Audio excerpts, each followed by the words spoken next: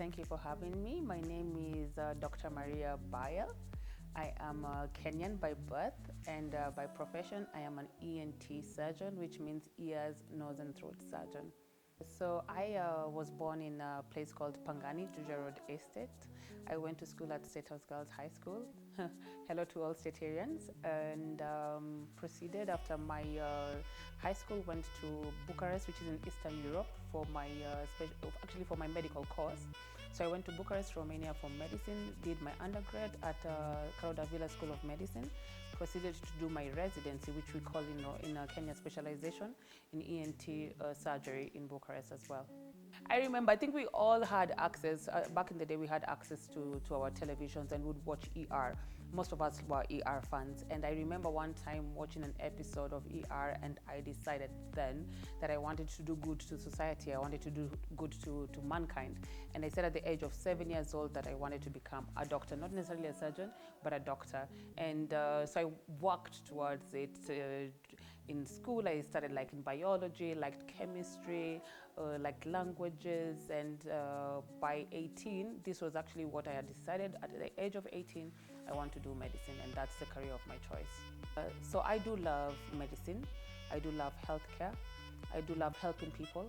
I do love helping people or making people feel good once they come out of my practice, or once you come into contact with me, I'd like to make your day better. Yeah. And my purpose. No one has ever asked me that in a while. So my purpose, let's say, is to live good, to do a lot of good and to live good here. I finished my residency at the Othieno Institute of ENT, that's in Bucharest, Eastern Europe, and accidentally ended up getting a job offer once I'd cleared my residency in one of the most prestigious cosmetic clinics in the whole of East and Central Europe. Actually, my boss is the best, in my opinion, a guru, a genius plastic surgeon. And when they asked me to be on board, of course, it was an opportunity that I could not allow to pass over. It was one of those lifetime opportunities to work under, in Romania, we'd say maestre, a big gentleman, a big professional surgeon. And I got this opportunity at Kronos Med, worked with them. Incidentally, it's actually an institution that actually does more aesthetic surgery and not medical surgery. So without intending, I got into the aesthetic field. I was quite skeptical in the beginning. I didn't really understand why and why do people need this? Is it vanity? Do they actually need it? And with time, you come to understand the positivity and the results and the encouragement and the attitude that our patients were or would come out with from visiting us made me get to love cosmetic surgery quite a bit. Yeah. When I had finished high school, I got a scholarship to do medicine in Romania. And it was a wonderful scholarship. The scholarship covered schooling, it covered accommodation, and we had a monthly stipendium from the government of Romania. So Romania ended up choosing me. And I stayed there, finished my education, proceeded to do my specialty, and it has been nothing but a bliss. But being a Kenyan and knowing these things, being a Kenyan and being exposed, because let me tell you a little bit about plastic surgery or cosmetic surgery in general in Romania. We are big consumers of these products. Romanian women tend to want to look really beautiful. They take a lot of caution on how they look. We have a lot of healthy living, fitness, food intake. We take care of ourselves. And that's why you see we're very big consumers of cosmetic surgery. As a result, I stayed there, I learned it, and I said, okay, let me come home. I came home to do a slight market research to see how it is, how the market responds to this product, how the women feel about it. Is it something that is talked about? Is it shunned about? Is there stigma with it? Are there people willing to do these procedures? And I actually saw that the Kenyan market is quite ripe. They're quite open. Kenyan women are quite interested in a lot of these procedures that we're willing to offer. I personally do what we call non-invasive procedures. So when you have your beautiful face and you wake up in the morning and you look at your face and you say, oh wow, I have this line, what can I do about this line? I have the eye bags, my eyes are sagging, what can I do about that? My cheekbones have lost, or my cheek area has lost volume. So you come to someone like Dr. Maria, and Dr. Maria is going to make you pretty. Dr. Maria is going to get rid of those lines. Dr. Maria is going to rejuvenate your face and going to give you youth. Being a woman, normally medicine and surgery in general is a male-dominated area, and you have to fight to make your own table. And I realized that this is something that you perhaps might not necessarily win. So I made my own table, and we have a very young group of surgeons that support each other. So it was a very challenging time for me, not only being a woman, but also being a woman of color in Eastern Europe. I needed to work twice the amount, double the amount to make my name heard. I needed to work hard to get the accolades that I felt that I should get, and it has not been easy, but it's possible right now. I think I have somehow showed that it's possible and created a safe haven for the ones who are coming behind me as well. Advice to young girls is to always be confident, not be shaken, don't lose yourself, don't lose your morale or confidence. Be encouraged. Sometimes I've seen, especially in the Kenyan society right now, it's a lot of social media pressure, where you need or you feel that you need to conform with what you see outside. That should not be the case. We should be slightly disciplined. It's not always about money and looking good and all these vain things. Work hard, study hard, and know that the future is bright. My mentor is, I keep her secret. She's fantastic. She has helped me a lot because I'm not here without her. She contributed a lot to my success by giving me the right messages. And another person also is my husband, who helps me quite a bit with his advice and showing me the way, and my family as well. Success is making sure that my patients feel good when they come to us. Success for me is when they feel that they have come with a certain desire and have left with their desires met. They have left feeling someone took care of their needs. They have left my premises being confident. They have left my premises having the results that they intended. Once you have decided that that is your path, whether you want to do medicine or engineering, you have to keep discipline, you have to stay focused. Be encouraged, remember God, pray, hard work. That's the secret to success. I have to say that I'm just in the verge of opening my own establishment in the next couple of months. This is one of the things that we as doctors love. You work hard. It's been 14 years of medical school. So I'm looking forward to having my own small clinic that can cater to the women and the men and women who would come for my services. So this is something I'm looking forward to as well.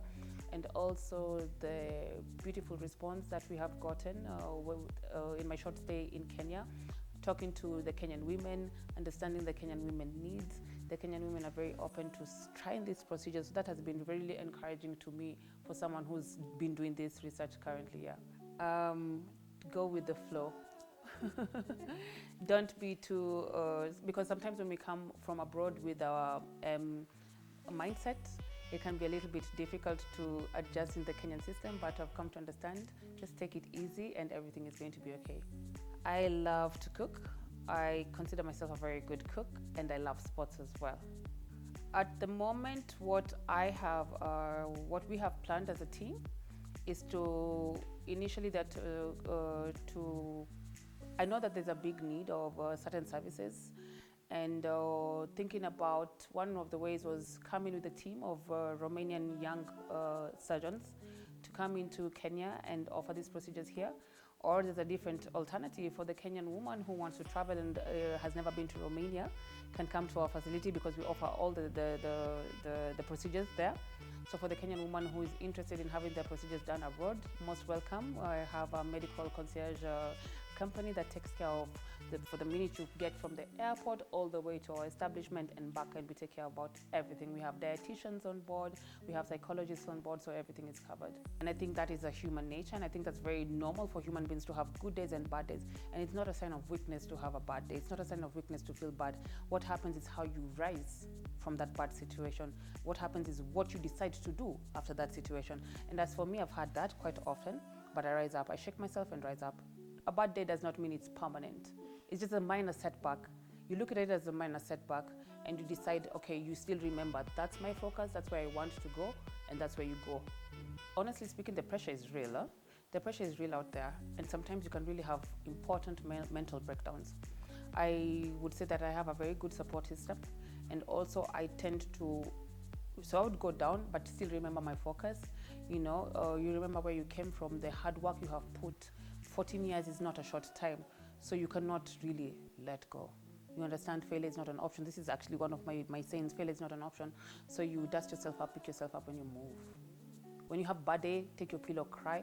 But tomorrow you wake up, you look at yourself in the mirror, and you tell yourself, you know what, I can do this, I will do this, I'm doing it. By profession, I am an ENT surgeon. ENT means ears, nose, and throat. That's what I studied for in my residential years. And as I had mentioned, I did my ENT specialization in Bucharest, that's Eastern Europe.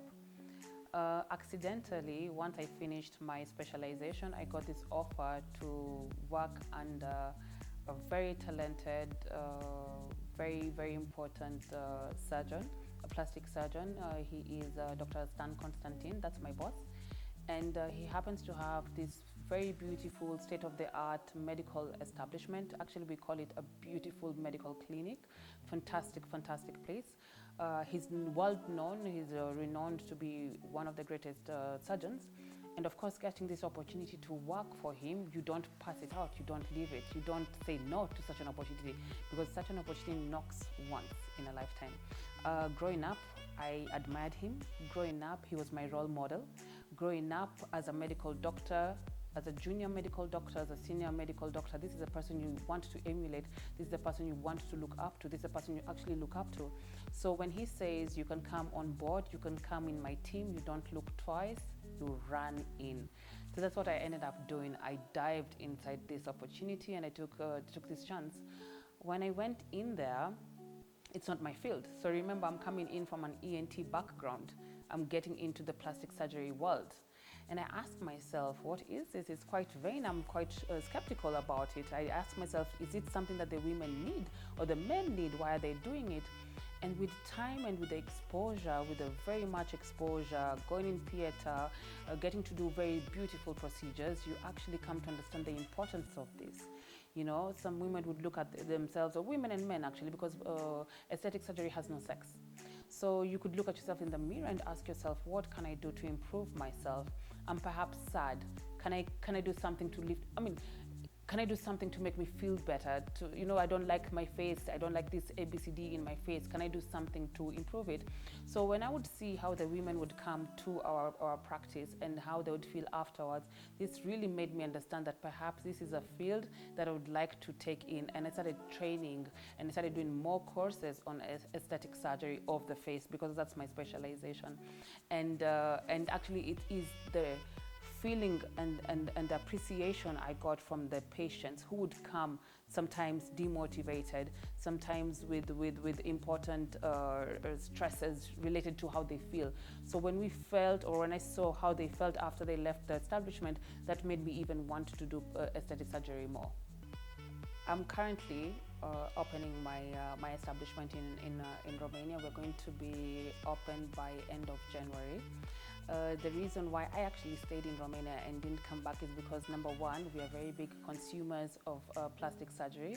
Romanians are known to want to look beautiful. Romanians are known to do a lot of fitness, a lot of health activities. So in Europe, Romania is number one in terms of cosmetic surgery, and that's why I ended up staying there. Secondly, coming home, I came home with the intention of just trying to understand how is cosmetic surgery here. When you're thinking about cosmetic surgery, people think it's vain.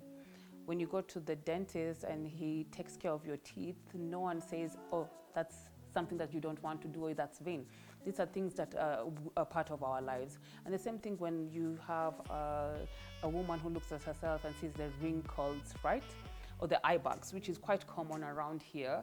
Kenyan ladies are blessed with lips, so I don't think they're going to need anything to do with the lips enhancement service that I do compared to the Caucasians. But we have eye bags, sunken eyelids. We have you need products that can rejuvenate the face. So this is what I'm trying to look into. Coming into Kenya is something that we are open to do. We want to try if the Kenyan woman can come to Romania. We'd offer those services. We'd offer medical concierge where you come to Kenya and get the procedures done.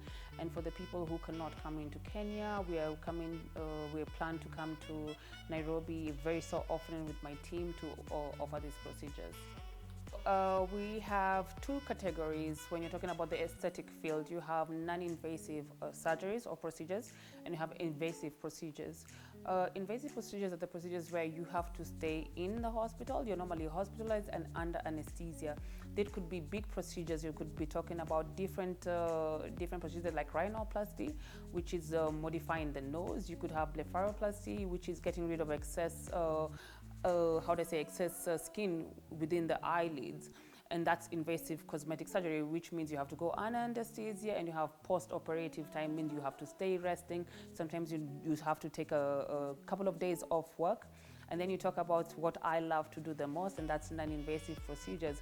Why do I like non-invasive procedures? Because it's procedures that you actually walk into the cabinet. You walk into the doctor's office. Procedures that take between 15 minutes to 1 hour. These are easy procedures. You don't need anesthesia for my procedures. You don't need to stay overnight during these procedures. From these procedures, you can go back into work. It's almost like as if you're going to the barber shop. You have your hair cut done, and you can go back and do your errands. So that's why I love non-invasive procedures, because it takes really minimal time, and the results are spontaneous. The results are visible almost immediately, and it's almost pain-free. Non-invasive cosmetic procedures are for the woman or the man who does not want to have this operative, let's say, very significant change. Because when you come to us, what do? We modify your face, or you modify it slightly without big changes. What are the kind of non-invasive procedures you'd ask? My favorite, which is Botox, which is toxic botulinum, and helps with the wrinkles. Not everyone has a problem with the wrinkles, but we're talking about the person who would open their mirror in the morning, or look in the mirror in the morning and say, okay, I don't like the aspects of my wrinkles. What can I do to change the aspects of my wrinkles, or what can I do to improve the aspects of my wrinkles? And we could do it for like the man or the woman who doesn't want to have really a very big change. We do what we call baby Botox. So baby Botox means you can still mimic your face. You can still have some facial movements. Another thing that we do very often is for eyelids, for the sunken eyelids, or for the sunken eye bags here. For the people who have problems and don't like how it looks like, because it has a very dark shape, dark circle. So you could come and say, Daktari, what can I do? And I'd tell you, you know what, there's this procedure, very simple. You sit on the chair and we introduce fillers there to give you a more youthful look, a more rejuvenated foot. And one of my best procedures is called the vampire therapy, where we're going to withdraw blood from your veins, of course, centrifuge it and take the plasma and inject it back to your skin. So your skin looks very nice and youthful. So when I came to Kenya, I came with an open mind to see how it is with aesthetic surgery in general, and had very wonderful talks with my colleagues and my friends and my peers. And in general, I actually forgot to mention also with my Caucasian friends in Kenya, who are quite keen to do the lip procedures, which is lip enhancement. So this is something that the Caucasian woman would want, lip enhancement, but it's not necessary for the Africans because God blessed us with natural lips, right? But what we saw that they are very open to do the procedures, especially for the eye bags, introducing the fillers. And this is actually for the Kenyan woman who's looking at herself and saying, what can I do that can make me feel happy? When you look at yourself and you say, yes, I want ABCD done. And you say, Daktari, how do you know that this person is ideal for me, and who is an ideal candidate for the procedures? When you come to us, when you come to our practice, we have a psychological evaluation, because not everyone can be happy. So you can do A, B, C, D, Z, and the person is not going to be happy with the results. So we have a psychological evaluation. You come, we sit, we talk, we have a very open discussion, and you can tell me, this is what I want, this is what I need, this is what I would like to get, and we make a treatment plan. How can I motivate the young girl out there, Grace? Our girls are under a lot of social pressure. We have a lot of pressure from social media. We have a lot of pressure from the world around us, where we understand that we have to look a certain way, we have to behave a certain way, we have to integrate in the society in a certain way. I feel like we should tell our children that you don't need to succumb to these pressures. I worked hard. I'm a testimony of hard work. I'm a testimony of what hard work can get you to. I didn't compromise myself. I never compromised my body. I never compromised my standard. Quite on the contrary, I elevated myself in such a way that I knew I needed to get somewhere, and only hard work can get me to where it is. So if they look at Daktari and they say Daktari is a testimony of hard work, so can they. Yeah? If they don't make a door for us, we jump through the window. And if they don't give it to us, we take it. So girls should know that we can take it, we can do it. It's our time to shine. They shouldn't be afraid. Women are now conquering the world. We're coming in a force that they're not going to be even ready for us. It's our time to shine. We are everywhere. We're dominating the fields. If Daktari can do it, so can you. It's the time of the woman to shine. It's the time of the woman to understand that she is able. It's the time of the woman to understand her powers. And we're taking over. We're having when you're talking about blue chip companies, it's run by women. If Daktari can be a surgeon, so can that woman. So she should know that it is her time to shine. You can find me at Dr. Maria Bayerl. That's my Instagram handle. You can find me at Dr. Maria Bayerl in LinkedIn. My email address is drmariaothieno@yahoo.com. And my website will be up soon. So website is a work in progress, but it should be up soon as well.